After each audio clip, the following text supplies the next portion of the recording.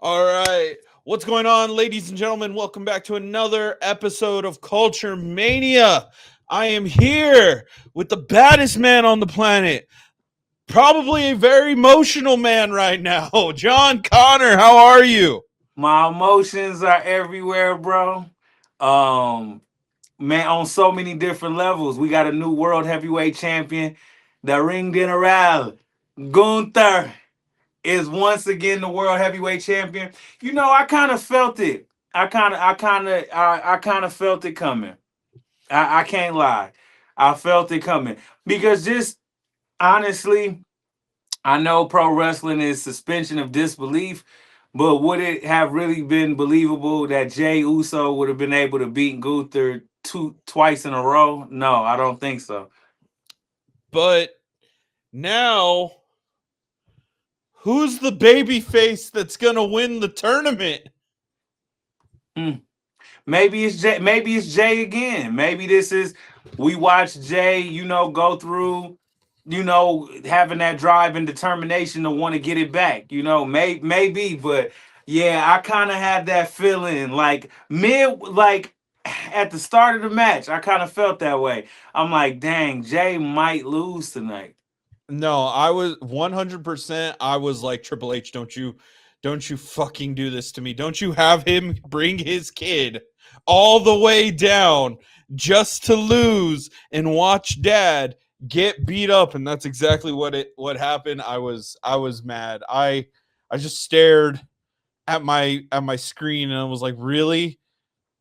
Out of Yeah. everything. I knew something was happening Monday, but I did not think that it was going to be. I thought Seth was going to cash in and be new world heavyweight champion. He made that belt. He was the first inaugural new world heavyweight champion, and now he's teasing CM Punk and mostly CM Punk, not even really Cena at this point. So I'm completely thrown off. I have no idea what to think about that. Um, but we did have two events on Saturday as of this recording, and already one of the superstars has had a vignette, Mr. Iguana, for Monday Night Raw. I'm super excited. But what did you think of Worlds Collide? I thought it was dope. I was really into it. I really love how it wasn't watered down. I loved how it wasn't a WWE version of AAA. It felt like they were presenting uh just AAA wrestling in all of its authenticity, and I enjoyed it. I think that it adds another layer of depth to what professional wrestling can be in regards to to the mainstream audience. And I think that they proved that Worlds Collide, that Lucha Libre and AAA, that there is an audience for it on a grand stage. Like you can see certain AAA wrestlers already are getting over with the WWE audience just off of one pay per view. So look, I showed my age. I said pay per view off of one premium live event. Yeah, you could just see. You know what I'm saying? Just it captured everybody's imagination. I enjoyed it. I thought it was dope. Like I say, I've always enjoyed lucha libre style of wrestling, and I'm glad that it's getting put on this platform now. So I looked at my girlfriend. We were sitting in those seats behind me. We were sitting in those seats and we were watching Worlds Collide. And I looked at her and I said, "Babe, this is not a WWE event." And she shakes her head. And I said, "I genuinely feel like us as WWE fans came into somebody else's house. It looks exactly like our house, but it is not our house. And we Yeah. came into that house and we had fun for what it was, and it was great, getting to see, and she had never seen any of the AAA wrestlers, so getting to see her reaction to Psycho Clown, to Mr. Iguana, to Octagon Jr., and then her learning, me having to teach her the actual real life history between Octagon Jr. and Penta was something that she was like, "Oh, this is away from wrestling. This is real life story." And I'm like, "Yeah, Mexican, lucha, they take aspects of real life and just mold it into what they are doing." Worlds Collide. phenomenal. I already know AAA is going to have a big part of Mania Week next year. They may have a big part of SummerSlam this year. Who Yep. knows? Uh, but overall, was a great event. Um, but you called it. You called it, sir. You called it What's up? for What did I for the call? women's Money in the Bank. And I want to give you your time to talk about the women's Money in the Bank because you campaigned for this woman to win Money in the Bank. What were your thoughts? You want to know what's crazy?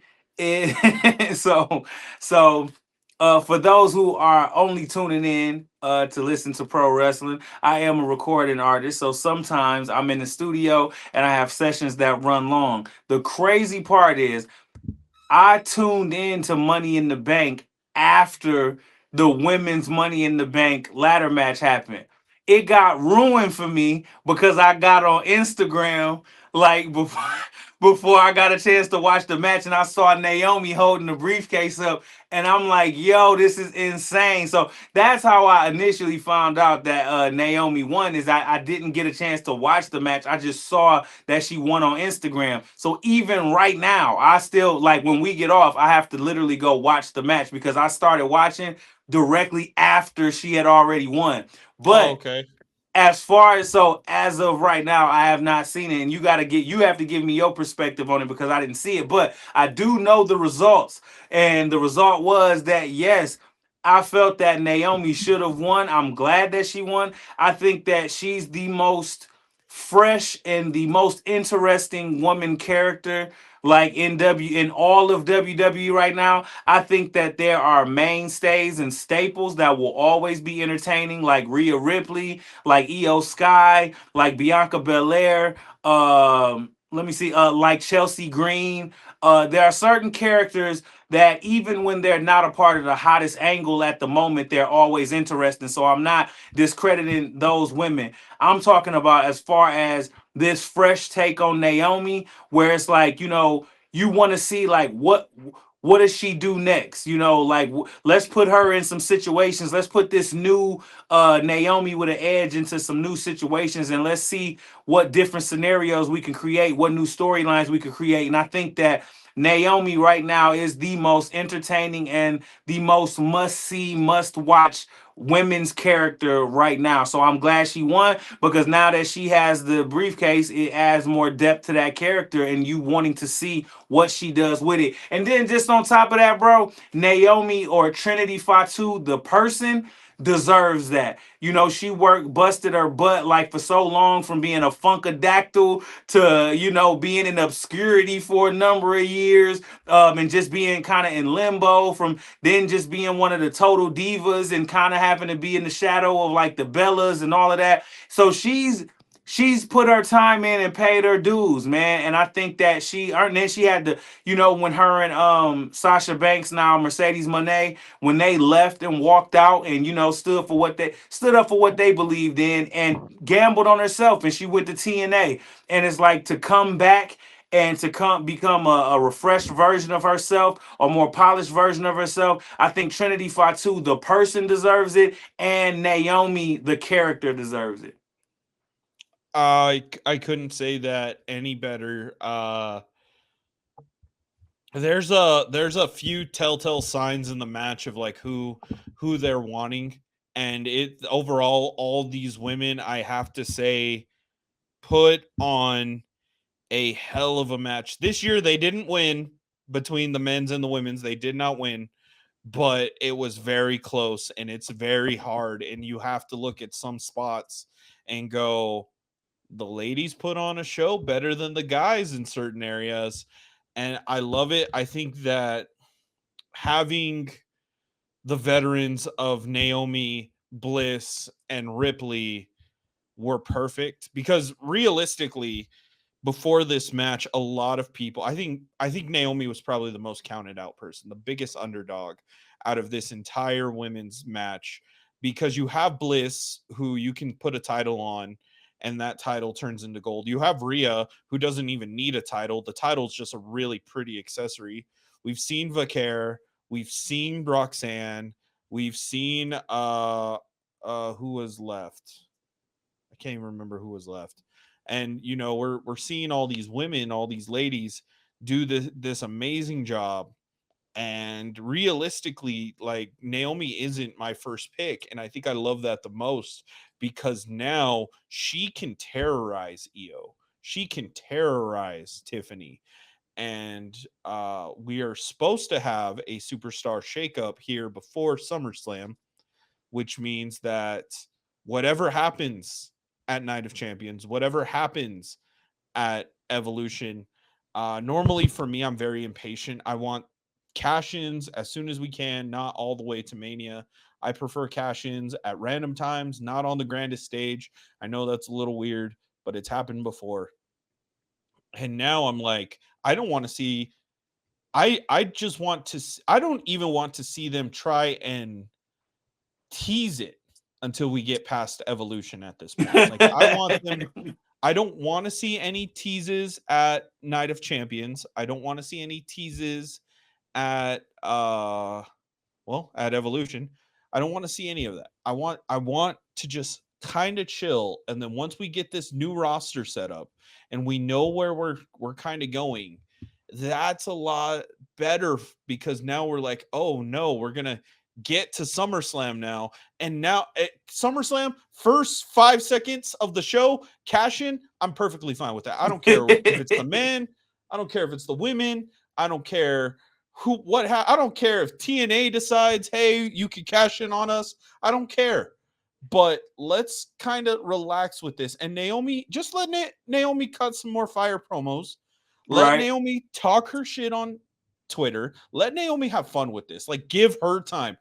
Seth's already done this. Seth has already become a Money in the Bank winner. He did the most incredible Money in the Bank cash in, arguably, of all time.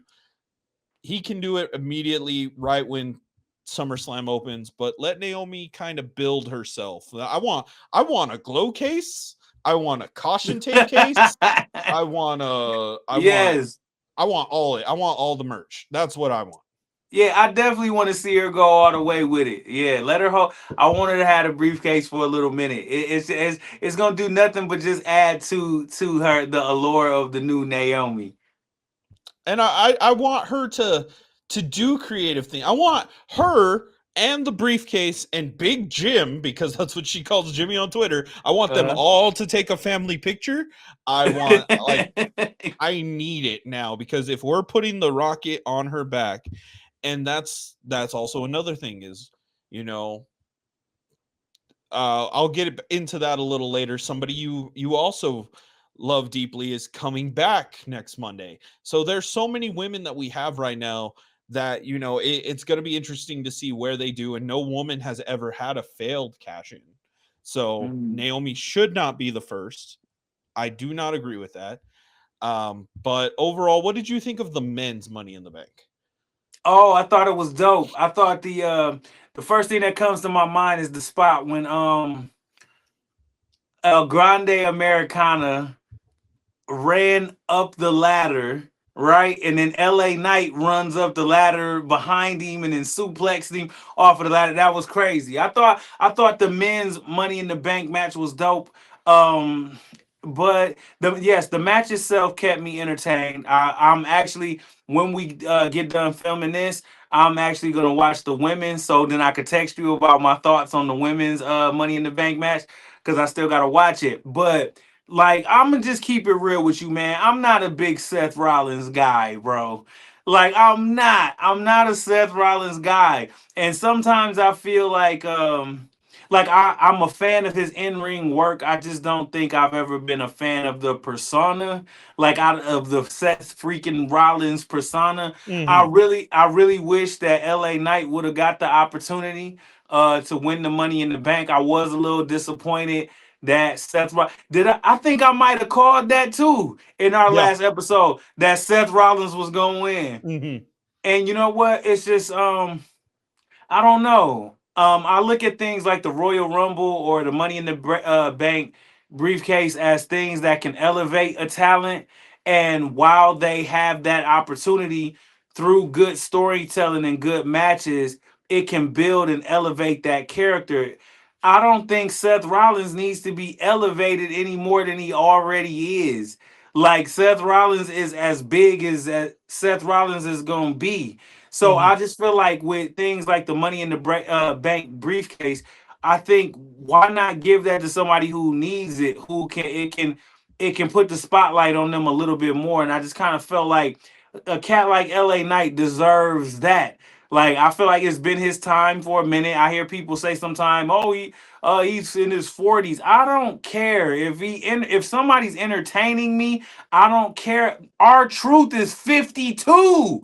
Like you know what I'm saying? And we just had a whole hashtag. We want truth, and I was one of those people. And we got to talk about that as well. But our truth is 52. Ric Flair was wrestling well into his 60s. Hulk Hogan was wrestling into his 50s and 60s. I don't care how old somebody is as long as they're entertaining me. And so with LA Knight, oh, he's too old to be a top guy. What are you talking about? Like, no.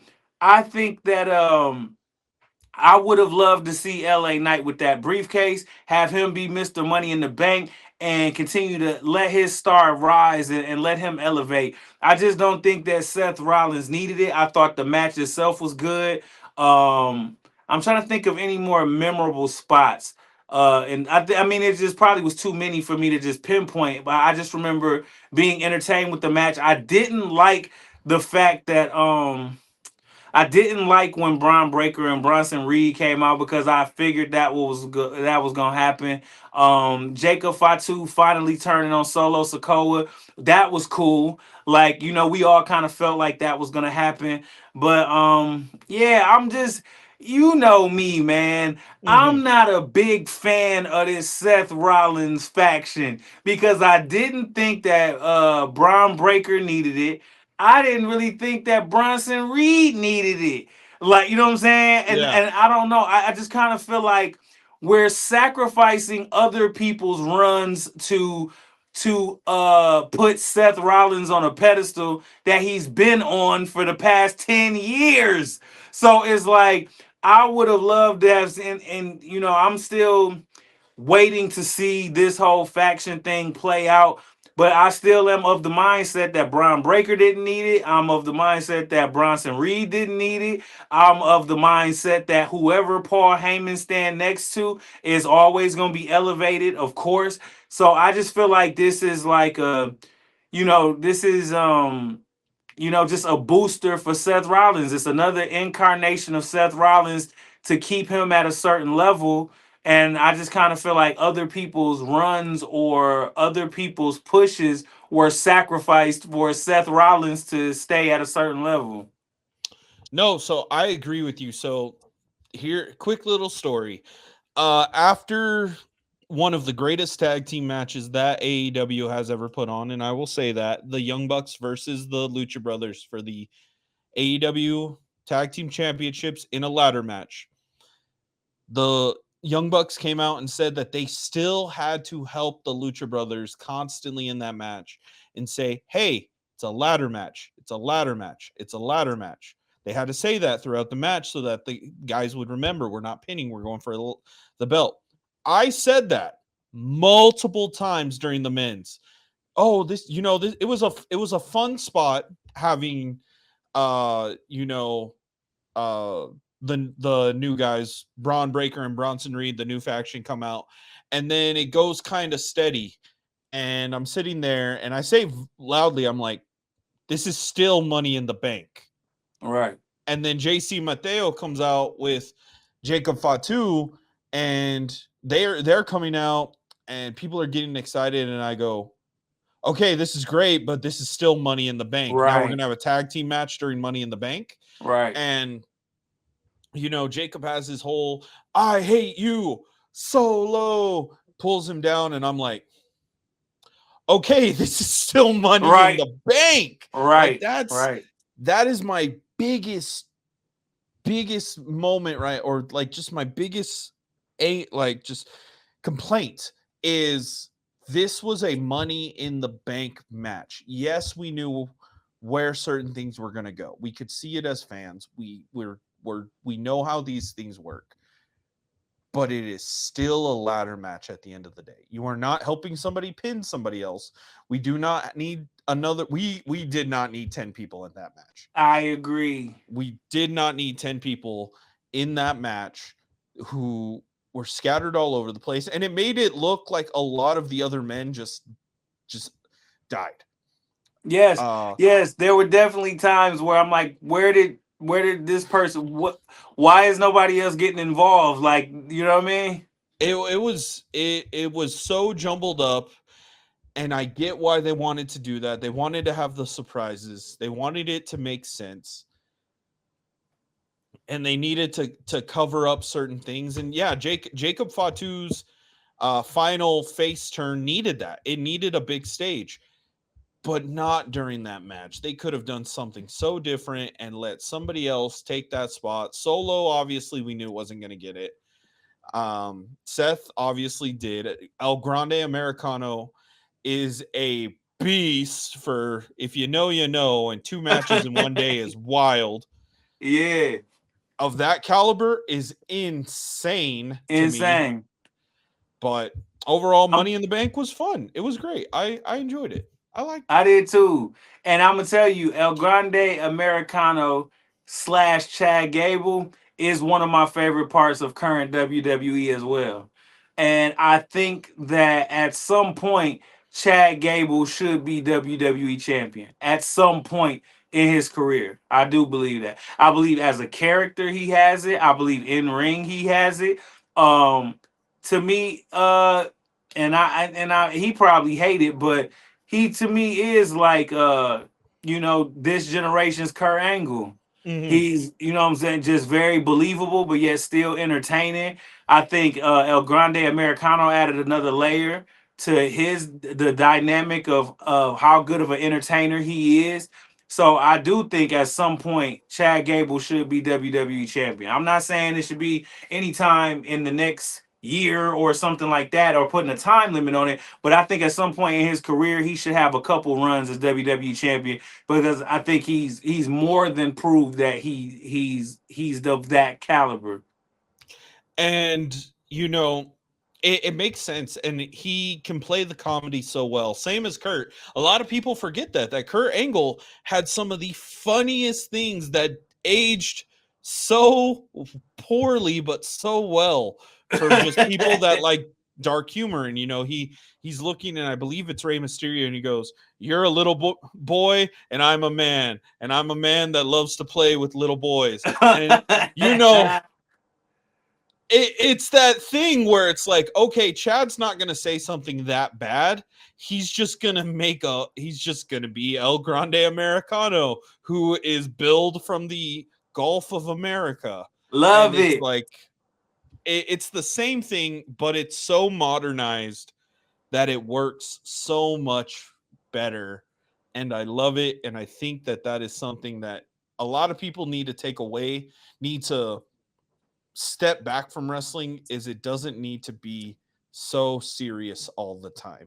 I We need to agree. enjoy the little things. Speaking of enjoying the little things, something very small blew up to be giant. And because the fans argued and argued and argued, we got Ron Killings. That's insane, man. What were your thoughts? My thoughts were, I was having a conversation with a friend of mine that I normally discuss wrestling with, and we had just said, like, it was like a couple weeks ago, like, man, WWE ain't gonna never fire R-Truth. Like, he is their go-to guy. Like, he's gonna always be there. And literally the next week, he got released. My thoughts were, he should have never got released in the first place.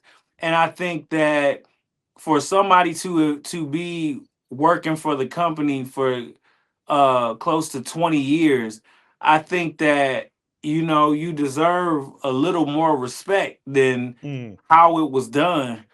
I get it, business is business or whatever, but what type of message does that send to the locker room? What does that say? That it don't matter how much you put your body on the line, your life on the line, and you know, uh, and he's one of the like he's like everybody's favorite part of the show. Yeah. And it's not like he wasn't in like he was just in like a major storyline. He just had a match with John Cena on Saturday night's main event. So that to me, my thoughts as well were that shows me how ruthless the office at WWE can be. I've been watching wrestling my whole life, and I've definitely seen them do some down and dirty stuff. I lived through the Montreal screw job. I lived through Matt Hardy getting fired when his girl cheated on him with Edge. I lived through like a lot of stuff that in real life was like that's fucked up. Like you know what I'm saying? Yeah. And this was one of those situations where it really showed us as fans like wow, y'all are really heartless. Like, you know what I mean? Like, they talk, like WWE is like one big family, but then when something like that happens, it's like, is it really? So I'm happy that Truth is back on his terms, that he gets to be Ron Killings. I hope that he negotiated a fat ass contract because to be treated like that and then to have to go work for the same people that have just let you know that they don't give a shit about you, like that has to be difficult to go to work and have to shake somebody's hand knowing that they really don't want you there. And in my professional life, I didn't always I wasn't always able to do rap music for a living. So I had a couple jobs like before I was an artist full time. And I can remember like quitting a job because I could feel that the boss didn't want me there. And I Hmm. always was the type of person where it was like, I don't want to be somewhere where I'm not wanted. So I left. So for our truth or for Ron Killings, that's got to be difficult to have to go to work now with a smile on your face for the next year, knowing that Triple H and the powers that be, their intentions were to fire you. It was not in their plans for you to be back. But you have to like now have this like maintain a working relationship with them. So that's going to make for an interesting dynamic probably behind the scenes. And I'm really looking forward to, so now how does Triple H book Ron Killings? Because what I've seen a lot of times in WWE is when wrestlers get over on their own, despite the company books them in terrible situations to kind of like take the audience out of it. It's like, Hmm. oh, you like our truth? Well, we're gonna make him lose every week. Like you know what I'm saying? Oh, you wanted our truth back? Well, we'll give it to you, but now we're gonna put him in silly situations to where you won't even think about cheering for him anymore. So I just hope that now that we get Ron Killings and from Raw tonight, it seems like his run is off to a good start because that was amazing what he did tonight on Raw. I just hope that they book him correctly, and I hope he gets a proper send off and a proper last run. And the promo that he cut tonight on Raw was probably one of the best Raw moments I've ever seen. Period in the history of Raw. I've been seeing a lot of people already say he needs a championship run. He needs a championship run, and I don't disagree with that. Now what I am going to say, I already know a lot of people are going to disagree with me. Don't give him a WWE championship match again. Don't give him a world championship match again. If we have Ron Killings and not our truth, send his ass to TNA. Let him end it where he made his biggest matches, where he had his build, where he got to do it. Let him make a joke and ask where Jeff is. Nobody's going to understand it unless you're an old school NWA guy and he's going to ask where Jeff Jarrett is. Like, you could do those things. Ron Mm. Killings was one of the best parts of NWA TNA because he was just angry and he wanted a title. And that is perfect. Just do it. You already have Trick Williams who won for TNA. Send him back. And I'm not saying like every week send him back. The best part is TNA constantly bulk records. Have him do it, and maybe if he wins, bring the TNA World Title onto the main roster for a little bit. Have him defend against Gable. Have him defend against guys that aren't going to get those world title matches, those WWE title matches, and have fun with it. Like, enjoy it. He chose Ron Killings for a reason. Dig into that. Say, you know what? I'm sorry. We treated you like crap. We shouldn't have done this. Obviously, everybody wants you here. You're on your own terms. Let's get you that TNA World Championship. Trick doesn't need it that long. And I'm 100% I could believe that Anthem would be like, oh, this guy that we have a ton of footage because they posted a link. TNA already posted a link saying, look at the history of Ron Killings, and it's all NWA TNA stuff. Really? Yeah, would already sell them. So let Ron Killings be a TNA champion one more time. I think that'd be badass. That would be super dope, man. Anything that puts Ron Killings in a spotlight that gives him his just due. Cause I'm old enough to remember when he was K Quick, when he first came to WWE as Road Dogg's tag team partner. So I've literally watched his journey, man, and I think that he deserves a proper send off, man. I really do. And I think, how did you feel about his promo tonight when he cut his hair?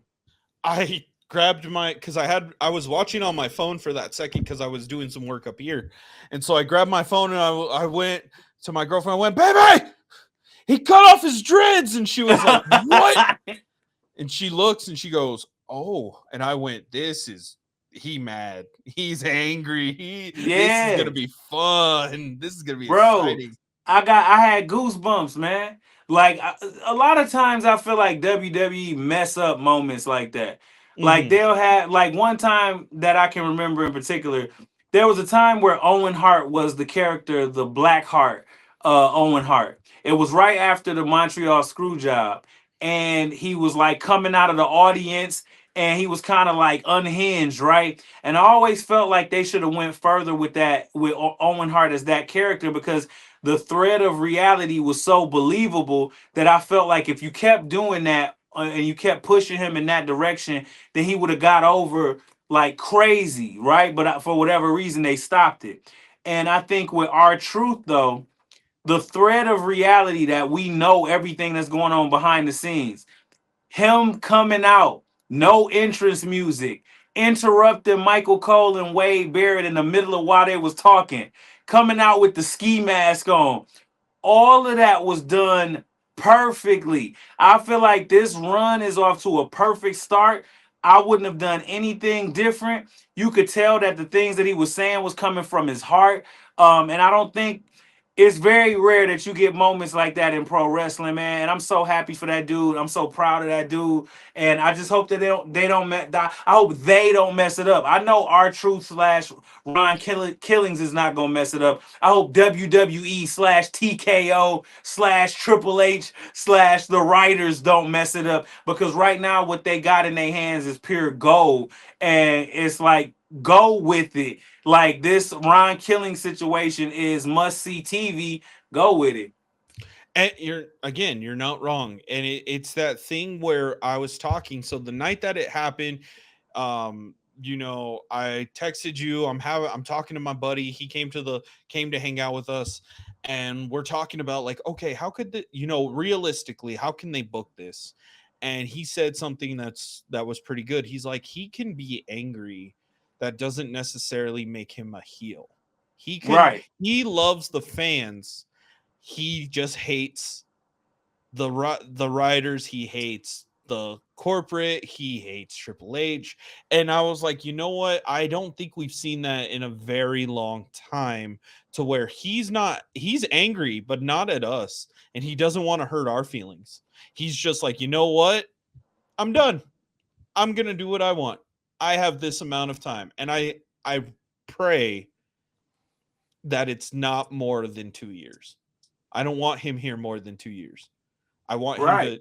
to have a quick little cup of coffee. He used the name Ron Killings. He wants to go on the independents. He wants to go for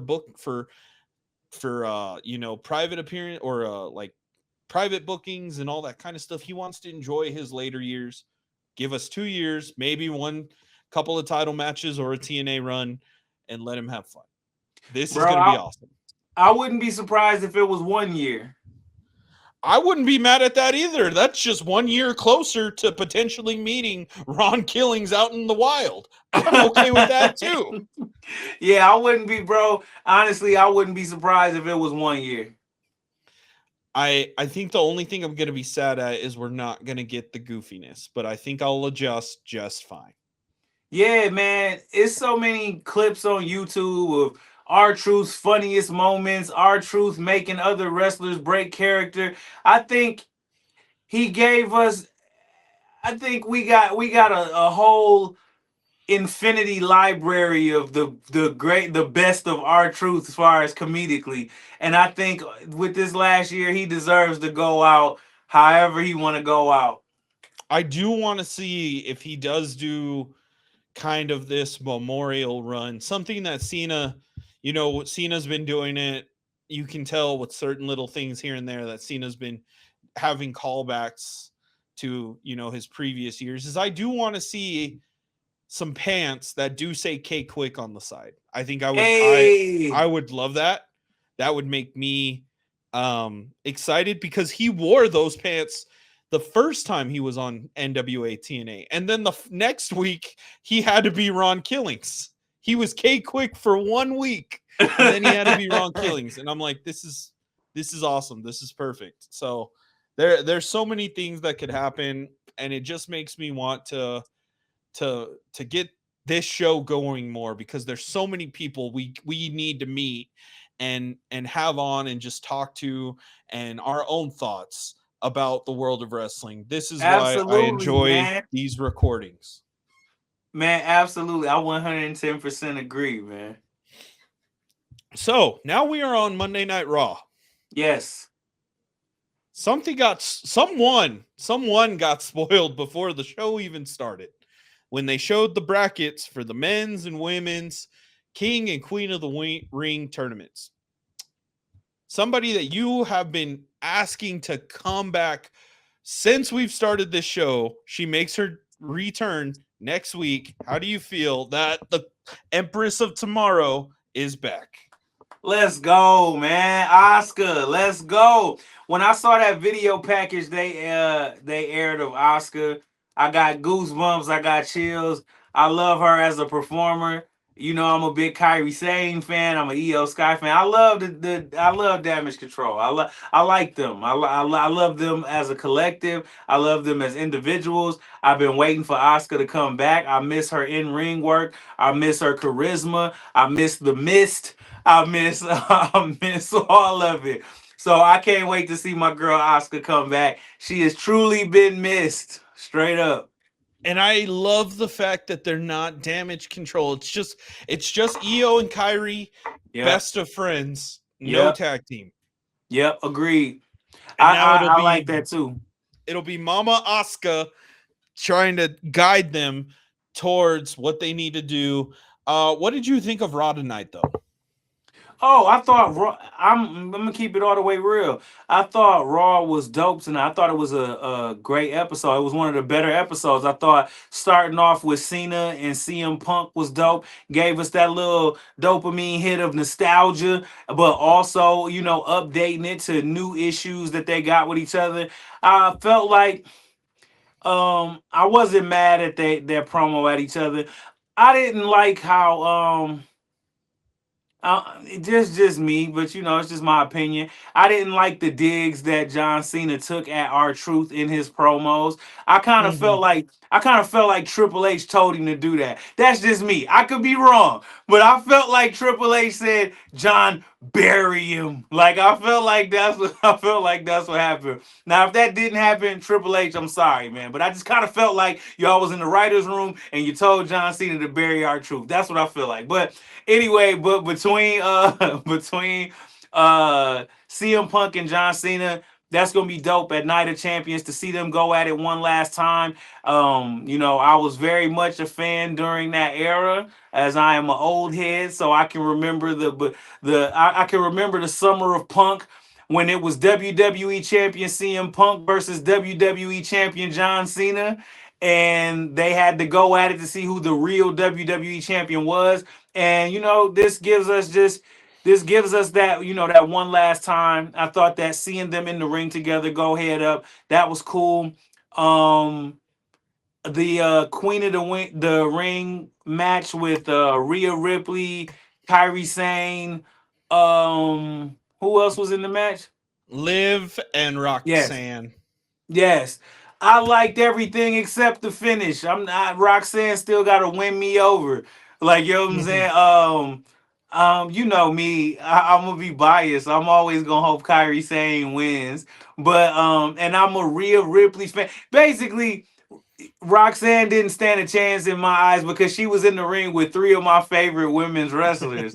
You know what I'm saying? Like, there's Yeah. three of my favorites, man. I love Mommy. I love Liv. I think Liv Morgan. If there is such an award for like women's MVP, I feel like it's her. Every time Liv Morgan is in a match, she is either bruised up, scarred, black eye, not like knot on her head. Like, it's like she is not afraid to get out there and get hurt for her craft. She's not afraid to go out there and take the bumps and bruises. Like, she is really giving her all. Like, so I really love Liv Morgan. I love her work. I thought that the match was good. I love Rhea Ripley. She is one of the goats. Let me see, where else did we go? Chad Gable. It was Chad Gable It was Chad Gable versus AJ. versus AJ Styles. That's right. They put on a dope match. Two of the greatest to ever do it. Period. I truly enjoyed it, as I enjoyed both of their work. Let's see. We talked about Ron Killing's promo. I thought that was amazing. The Nikki Bella and Liv Morgan segment, I loved it. I loved it because I'm a Liv Morgan guy, and I did. I loved it, man. I loved it. What Nikki else? saying Stephanie Vacquet. I was so bad. Yo, you caught Ah. that too? Yeah, the whole internet caught that. She has been made fun of the entire time. Nobody let Yeah. that go. Yeah, man. I haven't checked the internet since Raw, so I did. Yeah, I definitely caught that. Soon as she messed up the name, I'm like, well, actually, it's not how you pronounce her name, but it is what it is. Yeah, she ain't gonna never hear the end of that. Um, what? Where else did we go? Oh, Gunther and Jay Uso. Like I said, I kind of felt it in my gut that Gunther was gonna get the title back. Um, am I missing anything? Did we miss anything else? Oh, yeah, and I hate that we missed this because that's my girl. I named my dog after her. Like my dog is named after Bailey. Bailey came back. Ah, Bailey came back. I wasn't mad at that either. I wasn't mad at that. And she came back and she's gonna now become women's intercontinental champion, which I mean it's a belt finally. Finally something for Bailey after all this time. Yeah, uh Other than that, no, the biggest thing is I text you and I said, hey, we're gonna have a title change either tonight or Monday. I can feel it. And it's yep. not the title change I wanted. It's not. Yeah, man. Yeah, it be like that sometimes, man. It's all right. It's okay. It's fine. I think that Jay, I think the problem that we're having now with WWE is that we have so many superstars in so many stories, and they highlighted that with they were like, well, Jay, he fought against or he got attacked on Friday Night SmackDown. He had a match on Saturday and he had to go up against Gunther. And even Wade Barrett, which I love Wade Barrett. I love his commentary, and he goes, "Why would Me anybody too. do that?" Like, I get the whole being best friends with Cody, but what is that going to get you at the end of it? And if this is how Jay, if Jay and Cody start having a little bit of a feud, because it doesn't look like Cody's going to be in the title picture for a little bit with Cena, facing everybody he's fought. Right. I wouldn't be mad at that. I would not be mad at Jay kind of turning heel a little bit or Cody and one of them having to be like, it's not my fault you couldn't get the job done. Vice versa. Jay was there to help Cody at 40 or Cody wouldn't have won. Right. That's a fact. so it's throwing that into each other's faces. I'm okay with that. I think that we're starting to get to that point though where we're having everybody there. I feel like it's a lot of copying Marvel now where it's everybody has so many side stories, Yeah. and then that it's starting to tangle up, and once you cut a line one place, it just has this huge domino effect. And maybe I've never paid attention to wrestling, but it's so clear now. It's like, okay, if Jay hadn't helped, if Jay hadn't won against Logan, actually, if Cena had never interfered, Jay would still all these weeks later be champion. So that Yep. one little move, Cena interfering because he wanted Logan Paul to win, caused this whole domino effect. Now saying it out loud, it's brilliant booking, but at the end of it, it's like, man, we still got to have some stories that are just for the people that are barely coming in, because that's a whole lot of complicated right there. Yeah, it is. Yeah, it is. I wouldn't be mad at that either. I'm interested to see where Cody and Jay go right now. Because, like you said, Cody's not in the title picture directly right now. So that is going to be interesting to see where that goes. Like, especially Jay Uso. Like, what do you do now? Like, what is his path like now? You know what I'm saying? Does he enter the King of the Ring tournament now to try to get a championship match or something? Like, what happens to Jay Uso? And that's the bad. And see, that's something that's bad too. So that open slot, I've already seen people say Mr. Iguana, who put on a fantabulous show. I've seen people say Joe Hendry because people love Joe Hendry. I've Mm. seen people now even say, check my phone, see, Jay Uso. And if you look at the bracket, if Cody wins his and Jay wins his, they have to face in the semifinals. Oh well, shit. Then it's gonna be Jay. And see, that's the thing. That's the wild part. That's the part that Uh. it's like, oh man, why? Why are we doing this? Well, I mean, I guess compelling TV, and you don't have nowhere. There's nowhere else to go. Because Yeah. if we really sat right here right now and racked our brain, what else would be plausible to do? No, there wouldn't be. And that's the part. That's the thing, because you have, I mean, whoever gets that Monday night Raw spot, I pray it's Drew McIntyre, because if not, have you ever seen that picture of it's Rey Mysterio versus the Great Khali, Big Show, and Mark Henry, and he's looking up at all three of them? No, I haven't. So there's an old picture from SmackDown where he had to do a 1-on-3 against the Great Khali, Mark Henry, and Big Show. And Rey Mysterio is very short and they're very tall men. And that's my mindset going into this next Raw qualifier, because you have Rusev, Sheamus, and Bronson Reed. If you don't have Drew McIntyre, it's going to be that exact same picture. That's a fact. That's a fact. Oh, wait. I think I have seen that picture. At first I misunderstood. I thought you were saying there was a picture of Drew McIntyre looking at those three people. But no, No, yeah, I have seen that picture of Rey Mysterio looking up at them. yeah. So that's what I'm talking about. Is it's just those wild things that let me see if I can find it real quick, because it's a very popular picture Yeah. on social media. People always love using it for random just to make fun real quick, because I love seeing this, and this is for the viewers, whoever's watching this right now, they can see what I'm talking about. That Yes. Yeah. Yeah. that's what Monday's gonna be if it's not Drew McIntyre. If it's Jay Uso, that is what Monday is gonna be. That's a fact. That you know what? As we talk about King of the Ring qualifying matches, uh tonight my dog LA Knight made an appearance on Monday Night Raw. And I'm a big LA Knight guy. and I'm just happy to see him get that little bit of shine and be treated like a top guy, having him make an appearance on Raw tonight. I just want to throw that in there because that's another person that I feel like needs to get they just due, which I was just ranting and raving about him earlier. But yeah, LA Knight making an appearance on Raw was another cool moment that was a highlight for me tonight on Raw.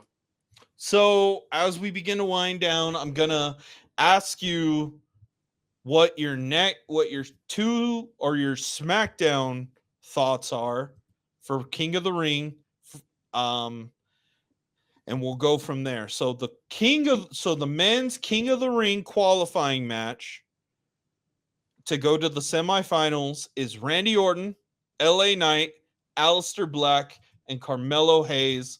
Who are you going for to head into the semifinals? Give me those names again. Randy Orton, LA Knight, Aleister Black, and Carmelo Hayes. I'm gonna go LA Knight. LA Knight? Okay. I'm gonna go with somebody that needs it desperately, and I'm gonna go with Carmelo Hayes. Yeah, but bro, I'm gonna throw this at you, just playing devil's advocate. Might be too soon for Carmelo Hayes. Out of those names that you just said, right? You said Randy Orton, right? Yes. So we just recently saw Randy Orton get a title shot at John Cena. So I feel like it's too soon for him because if I'm not mistaken, the winner of the King of the Ring becomes the number one contender for the WWE Championship, correct? Yeah, it's not for the I think it's a for a title of their choice. It's like the Royal Rumble. Okay, so we got Randy Orton who just had a title shot. Yes. So I feel like they not gonna tease Cena versus Orton again. I feel like with Carmelo Hayes, still got more growth to do.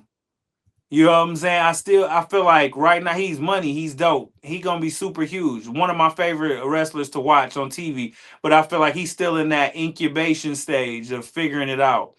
Then Aleister Black, I feel like what will come out of this four-way match is something that furthers the Carmelo Hayes, Aleister Black like feud. Like that's what I feel like we'll get out of that four-way. And we got left my man LA Knight, who I feel like is deserving of getting that opportunity. And I think by them teasing him almost winning the money in the bank and then falling short by Seth Rollins giving him the curb stomp, I think that was a prelude to LA Knight possibly winning the King of the Ring. Okay. Okay. Okay. And so to end it, we are going to do the women's SmackDown first match, which will feature Jade Cargill, Mitchin, Piper Niven, and Nia Jax. Out of those four, I love Piper Niven because she's super entertaining with Chelsea Green. Meechin, um, that's the young lady that has the kendo sticks, correct? Yeah, that's Maya Yim All or Mia right. Yim. I feel like um,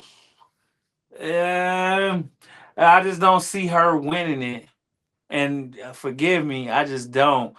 Um, then we got Nia Jax, who's last. She won the Queen of the Ring last year, correct? She yes, she did. Yes, she won Queen of the Ring last year. Yes, So it's between her and Jade Cargill. Jade Cargill. I'm not a huge Jade Cargill guy, man. So, but I feel like WWE wants a return on their investment. So, um, Jade Cargill might win, but who I would like to see win out of those four is Nia Jax. I'm gonna go with Jade Cargill. I think Jade Cargill's got it. And then next week we will do the next round of the bracket and see how the men and women from Raw and see if we were right. See if we got if any of our picks were right. What are your final thoughts for this week? Final thoughts for this week. Um, Money in the Bank was cool. It was a cool PLE. Um, it was entertaining. Gave us some moments. Gave it the biggest takeaway from Money in the Bank was our truth is back as Ron Killings. Tonight's Raw, which is June. What's today's date? June 9th, 6-9. June 9th. Raw was pretty cool. Our truth cut a historic promo. Um, that was the takeaway from Raw tonight. Like, if anything, that was the thing that left the biggest impression is Ron Killings promo tonight. And yeah, it was a good weekend for wrestling, and also Worlds Collide was phenomenal. And I gotta go back and watch the women's Money in the Bank so I could text you about it tonight, bro. And yeah, and I hope everybody enjoyed a great weekend of pro wrestling. And yeah, that's my yeah. Oh, wait. It's one more thing too. So on the music end, everybody watching this right now just dropped a new single. It's called "The Biggest Flex" featuring New Orleans artist D1. It's out right now. It's produced by the legendary KLC of Beats by the Pound. By the time you watch this, I will have dropped another single from that same project, which is called 24. The single is featuring Lil White of 3 6 Mafia. The name of the song is "Where You From." Hope y'all enjoy it. And my next full project is called 24, produced by KLC, and it will be out June 27th. So y'all make sure y'all stay on the lookout for that. Yo, that is wild. That's my lucky number, dog. Hey, I was born on the 24th of November. I that's use crazy. 24 in everything, dude. That's dope. That is crazy. Yes, the name of the project is 24. Ain't that crazy? That's wild, bro. That's insane.